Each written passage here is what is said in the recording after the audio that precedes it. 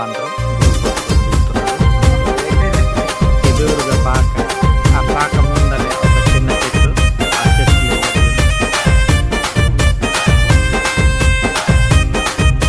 GK తాగాల చెట్లు విధించింది తాగితేనే ఒంటి మీద చేయేస్తే ఓపిక లేదన్నావు, బొక్క మీద ముద్దెడితే వద్దని అన్నావు, నడుం మీద చేయేస్తే గిలిగింతలు అన్నావు, గదిలోనికి రమ్మంటే కాబరెందుకన్నావు.